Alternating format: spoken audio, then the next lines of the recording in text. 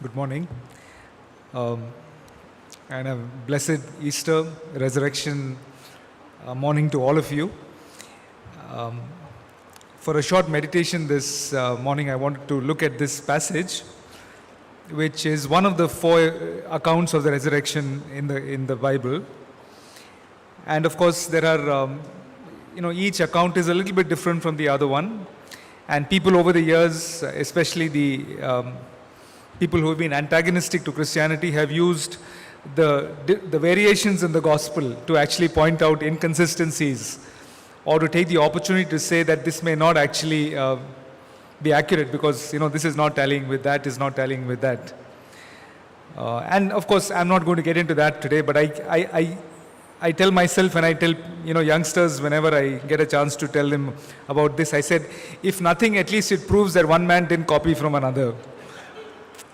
If you wanted to really cook up something and be consistent, you would, at least the minimum you would do. A teacher, how would she know when one person has copied from another? You just have to compare. So here you can either compare the crucifixion, or you can compare the resurrection, and they are not the same in all the gospels. You only get a composite picture. In fact, in one of the gospels, the last word Jesus speaks is, "It is finished." In another gospel, the last word Jesus speaks is, "Father, into your hands I commend my spirit." So what are we to make of it?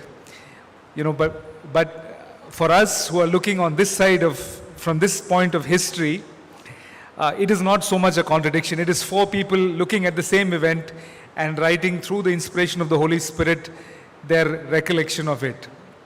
And we'll come to a little bit more of it as we go on. But we're thinking about an event in the Christian calendar which is possibly the most pivotal event in the Christian church. Because the New Testament is clear about one thing, that Christianity as a faith, it stands or falls based on the resurrection. The one thing, the one thing that has probably made this faith last, and it will continue to last as long as Jesus comes, is the resurrection. In fact, some of the strongest words Paul has used is in connection with the resurrection. I just want to draw your attention to 1 Corinthians chapter 15 and verse 14, 15, 16 and 17. I'm just going to you can just write it down, you can go back and read it. Paul says, if Christ has not been raised, he says, our preaching is in vain. He says, your faith is in vain. Another place he says, your faith is futile. And the final thing he says is, your faith is fraudulent. He says, your faith is in vain. This is 1 Corinthians 15. And I'm picking up bits of verse 14, 16 and 17. He says, if Christ is not risen, our preaching is in vain, your faith is in vain, your faith is futile, and then your faith is fraudulent. Those are strong words. He says you can't even think of preaching the gospel. You can't even think of telling someone about Jesus if the resurrection is not true. Now those are strong words, very high standards, but that's what Paul is saying. There's an author called John Blanchard. He wrote a book, I think it was more than 50, 60 years ago, called Jesus, Dead or Alive. And there is one quote from that book which has always for me, it has been Paul's, the verses I read from Paul. If you were to paraphrase it in 20th century language, it may sound something like this. If Jesus is now no more than a handful of dust and bones slowly crumbling away somewhere on the outskirts of Jerusalem, the entire Christian faith lies buried with him. All its martyrs were mistaken. All its reformers were deluded. All its church buildings are monuments to a myth. All its services are senseless. And Easter Day is a sick joke. Easter Day is a sick joke. What is more, the millions of people who claim that he is a living savior who is transforming their lives are living in cloud cuckoo land. And that's an American phrase, I think. Cloud cuckoo land means you need psychiatric treatment. If Jesus has not raised, then what we are doing today makes no sense. it means, according to this person, that we actually need psychiatric treatment. So I would like to ask, for the short meditation this morning, I would like to look at three things from the resurrection story, what it teaches us and how it changes our lives. I want to suggest to you that the resurrection account, it gives us a beginning which is based on facts. Number one. Number two, it gives us a future which has been revealed with certainty. And finally, it gives us a present which is rooted in reality. So this is not wishful thinking. It is an origin based on facts. It's a future that has been revealed by certainty, and a future and a present that is grounded in reality. Let's look at the first thing. The beginning that is based on facts. If anything, the resurrection is a historically grounded fact. It was not, the gospel is not inviting us to believe something that somebody said in some corner at some meeting. He said, got up and said, Jesus, I think I heard someone say Jesus rose from the dead, so maybe we should all believe that Jesus rose from the dead. That is not how the resurrection came about. The reality of the resurrection, in fact, the Gospels itself, the way they are written, would not have been written if somebody had wanted to fudge the resurrection, if someone had wanted to make it up. Think of it, the first thing I said, if they wanted, the four Gospel writers could have said exactly the same thing. They did not. Who were the first witnesses of the resurrection? It was women. In those days, women were not considered reliable witnesses. In fact, a woman's testimony was not held in a court of law. Yeah, there's a Greek philosopher called Celsus, a very famous philosopher. He was very much anti-Christian he lived in the early part of the 1st or 2nd century. He said Christianity is only for hysterical women, children and idiots, in one of his books. It is there on Wikipedia. You can read the whole book if you want. Christianity is only for so what I'm trying to say is that if the disciples really wanted to create this story, they could have got some credible member of the Jewish community to say this. But in every gospel, the people who are first responders to this event are women. And what are these women doing according to this? They are going with spices. You see, if they were really expecting a resurrection, would they have gone with spices? Spices are for a dead body, by the way. They are not for a living person who's walking around. They went prepared to see a dead body. And the Bible says that. Their own accounts say that. This passage from Mark chapter 16, it starts off by naming three women. Very interestingly, the last verse of the previous chapter also names these women. Why would Mark think that naming these three women twice in the span of 6 lines is important?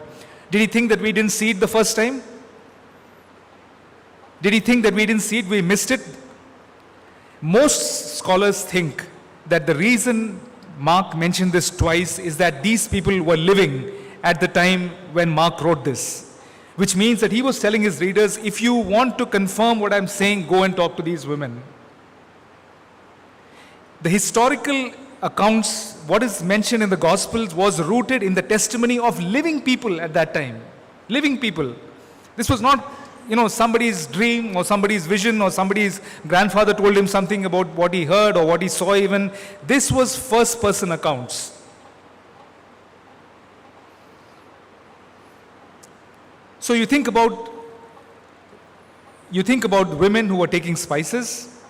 You think about disciples who were hiding. If they were really expecting a resurrection or they wanted to, they would have said, okay, Jesus said many times, that he's going to rise again on the 3rd day. Today is the 3rd day. Let's go and see the resurrected Jesus. All of them were hiding. None of them. Even they did not believe the resurrection. They did not expect the resurrection. In 1 Corinthians chapter 15, Paul makes a remarkable statement. He says, he makes a long list of people who claim to have seen the Christ personally, and he says that most of them are still living. 1 Corinthians 15:6. Paul says most of the people. So even when Paul wrote the book of Corinthians, he says that people, the events that I am talking about, have witnesses who are still alive. Paul mentions actually 5 appearances of Jesus after he was resurrected, including a 500 people appearance where 500 people saw him at the same time. And Acts chapter 1 verse 3 and 4 says that for 40 days Jesus appeared constantly to numerous groups of people. Of course, we also have the empty tomb. Anybody could have shown the body of Jesus and that would have been the end of the resurrection story, right? They just had to produce the body of Jesus. The one thing they had to do to counter all arguments was to produce the body, and that was not possible. So you have an empty tomb, you have no body, you have the testimony of so many witnesses, and then you have the impact, you see the impact that the resurrection event made on these people's lives. You know, in an instant, in a span of few days, these disciples were transformed from people who were terrified and, hiding, and people who had almost thrown everything away to go back to their old lives. In a span of a few hours or a few days, these people were transformed into firebrands. And nothing could not be possible unless they had seen something which truly changed their lives. And so the resurrection of Jesus is a historical event, is what I'm trying to say. It is not, the only problem. I like that song very much. He lives, he lives, he lives. Christ Jesus lives today. He walks with me, he talks with me. The only thing I don't like about that song is how it ends. He says, you asked me how I know he lives. He lives within my heart. He lives within my heart, yes, but he also lives in history. He lives in history. He is alive.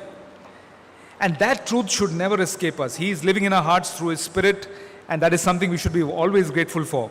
But more than that, he is alive in history. Nothing can change it. Whether I believe it or not, whether he lives in my heart or not, whether he lives in your heart or not, he is alive in history. Let's never forget that. So an origin or a beginning that is based on facts. Very quickly, let me go on to my second point. A future which has been revealed with certainty. The scriptures are all pointing to a future. With the Old Testament is pointing, to the kingdom of God when it's going to come. Isaiah says, in Isaiah chapter 11, he says, the wolf will lie down with the lamb. The child will be playing with the cobra and the adder without fear. I don't know how many of you would trust your children with a dog, let alone a cobra and an adder. You wouldn't trust your baby child even with a very friendly dog, right? But the Bible says that in the new world, the child will play with the adder and the cobra. I don't know how that works. But that's part of the mystery, that we don't know what the new world will look like, but we are given glimpses of this. In Matthew chapter 11, John the Baptist is in prison.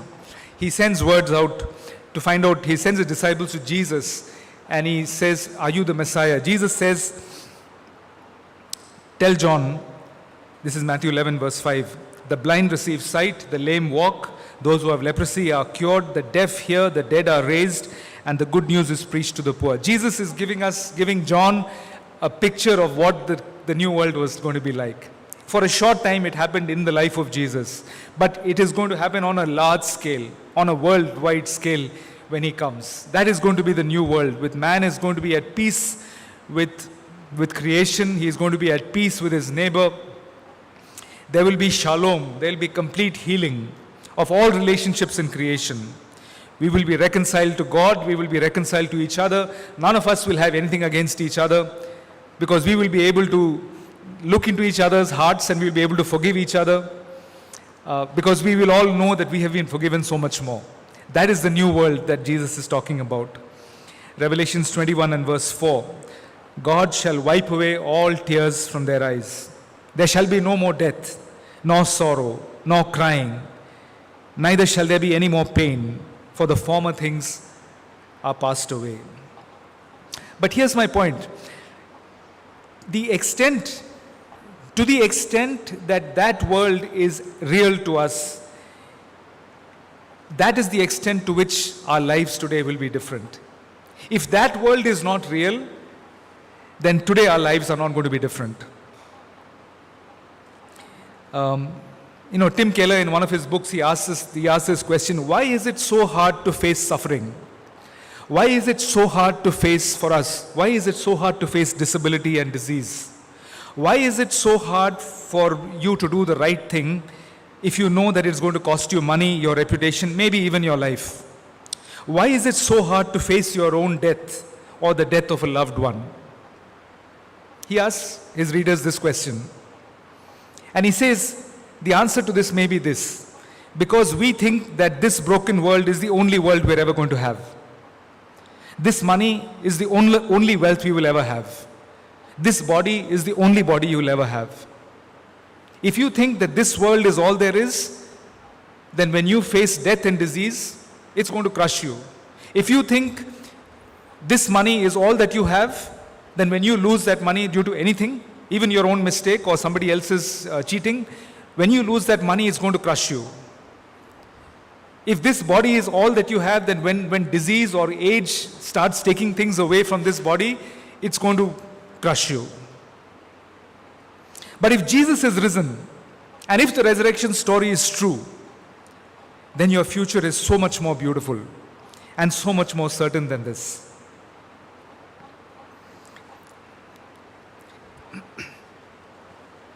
And Tim Keller talks about Joni. He tells a story about Joni Eareckson Tada. Most of you know Joni Eareckson, who's now, I think, in her 60s or 70s. But as a teenager, she had a diving accident and she got paralyzed from the neck downwards because of a spinal cord injury. And this is what Tim Keller talks about Joni. He says, every Easter I think about Joni Eareckson Tada. She was in an accident when she was 17, and ever since then, she has been a quadriplegic, paralyzed from the neck down. While she was still trying to come to terms with this horrible accident, she would go to church in her wheelchair. The problem with being in a wheelchair, she found, was that at a certain point in her church's liturgy every Sunday, the priest called everyone to kneel, which drove home to her the fact that she was stuck in a wheelchair. Once she was at a convention at which the speaker urged people to get down on their knees and pray. Everyone did, except Joni. With everyone kneeling, I certainly stood out, she says.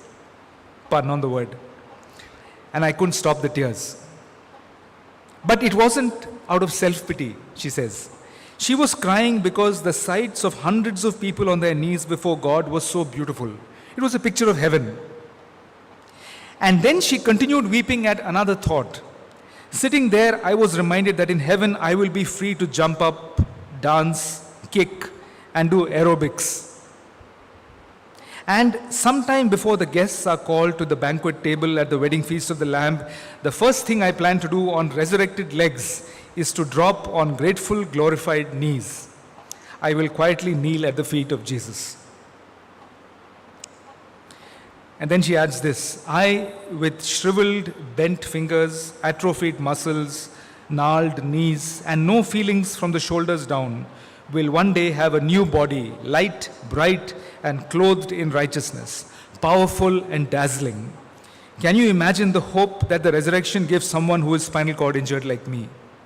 That's how she ends it. She says, can you imagine the hope the resurrection gives to someone who is spinal cord injured like me? Most of us don't have to live with that reality. But I'm asking you to put yourself in her shoes for a minute, or just put your current disability, or whatever you think your disability is, whatever you think your struggle and the greatest torture you are going through right now. Ask yourself, what will it look like in the new world where the resurrection becomes a reality? Because only in the gospel of Jesus Christ do people like us find hope to live. Only the resurrection promises not just new minds and new hearts, but new bodies. So the first thing was an origin that is based in facts. A future that is being revealed with certainty. Finally, I just want to share with you that I think there is also a present that the resurrection addresses, a present that is rooted in reality. Because one thing our faith does not do is minimize our current suffering. Christianity is very, very real about our suffering. Jesus talked about suffering, Paul talked about suffering, and they didn't talk about suffering as something from which you run away. It says suffering is something God is allowing in your life. Not just is He allowing, He is using that to do something in you. Suffering for a Christian is redemptive. It is not punitive. It is not God taking out His anger on you. For us, for you and me, suffering is something God is doing to transform us to the image of His Son, the one that He loves. I just want to remind us of a little event which in the Gospels, which is not there in this passage, but it is there in the other accounts of the resurrection, where Jesus tells His disciples, He shows them His scars, and He says, put your hands in these scars and feel them. I wonder whether you've ever thought, why was it necessary for Jesus to have scars in His perfect, glorified body? Couldn't He have had a scarless body, a perfect body? Why did they have to be scars? Of course, you might say, the disciples, Thomas, who didn't wanted to feel his scars, he wanted to put his hands inside the hole. Yeah, sure. But I think there was more than that. Because now the disciples could see the scars and they could see what the world had done to Him. And then they could see how it ends. You see, for us, we only see suffering. We don't see beyond suffering. We only see life. We don't see beyond death. But the disciples, for the first time, were seeing a glorified body with scars. And for them, it would not just have made sense of the past with the future, but it would have given them immense strength because, many of them were crucified themselves. They could now face their own scars with a new hope, with new strength, because they know this is not the end. We have a glorified body on the other side.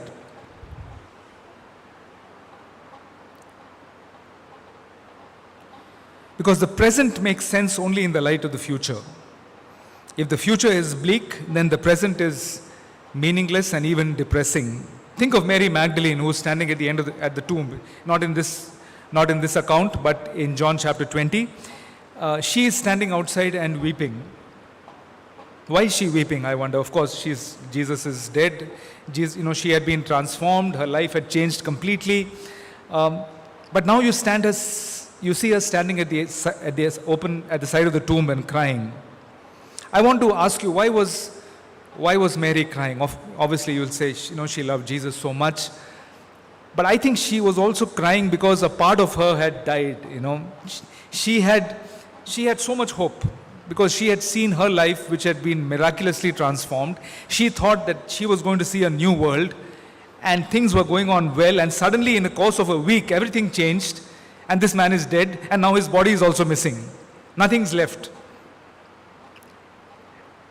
And I want to suggest to you that if Jesus or the power of the resurrection or if Jesus, let's look at if Jesus is only a memory, if He is only history, then you can only go that far. You can admire Him, you can respect Him, you may want to follow Him, follow His teachings, but you do not really have the power to face life.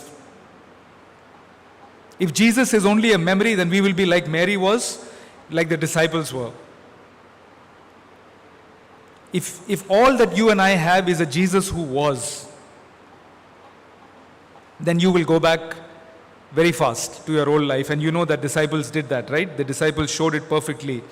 In John chapter 21, Peter said, I'm going fishing. They said to him, we will go with you.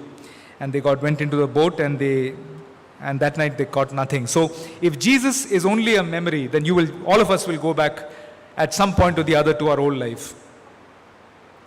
But if Jesus is a reality, if He is living, then our life, everything changes for us. So my friends, I want to ask you, why should Easter 2021 be any different from Easter 2020? What is different about this Easter for you? It's the same once in a year calendar event, right? Why should every Christmas be different? Why should every Easter be different? I'm always reminded of this verse in Lamentations chapter 3. The steadfast love of the Lord never ceases. His mercy never comes to an end. His mercies never come to an end. And they says they are new every morning. And I think one of the biggest new mercies every morning or every week, every month, every year is to help us to understand the scriptures or the past in a new way, in a fresh way. Because for the early Christians, the resurrection was the one thing that changed everything. Jesus had fed the 5,000, he had healed the blind and the lame, he had even raised the dead. But that was not the memory of that. All these disciples would have seen that, but that was not gave him strength that day. On that day, it was the resurrection which changed their lives. The pre-resurrection church was fearful and intimidated. The post-resurrection church was just the opposite. And it is the resurrection, my friends, which makes our life any different. It gives us hope. It gives us strength to face what an unknown future holds. I sometimes, in CMC, when I cross the casualty, the emergency, those of you who know where the emergency is, you will often see people crying. And I've often stood from a distance and watched people crying. They've just lost somebody. They've lost a very dear member of their family. They publicly cry. But I ask myself, is there a way to grieve with hope? Is there a way to grieve without hope? I'm saying, I ask myself, and I feel sad for these people because they have no way of knowing hope, most of them. Because for them, death is the end. There is nothing beyond it. It's not just physically that a person has gone, you don't know what's happened to him. If he's tried to get right with God, you don't know the background of anything, but it is only us who can look at our lives, who can look at sickness in our family, maybe even terminal sickness in our family, with hope. Because this is not the end. There is something beyond this. Because He lives, I can face tomorrow. Because He lives, all fear is gone. Because I know He holds the future, and life is worth the living just because He lives. It was Watchman Nee who said, our old history ends with the cross. Our new history begins with the resurrection. Our old history has ended with the cross, but our new history is beginning with the resurrection. May that be true for each one of us as we meditate on the events of the resurrection this year. Let's pray. Our Father, we thank You for the account of the resurrection, and we pray that the power that was so clearly at work in the lives of the early disciples would be the power that we experience in a new way this year. As we remind ourselves of the certainty of the facts, as we hold on to the promises of the future, and because of that, as we live our lives in the present, knowing that Your Spirit and Your empowering is with us each moment, each decision, each crisis, as individuals or as families. We pray You will lead us in Your ways and reveal Yourself to us more and more this year. For we ask this in Jesus' name. Amen.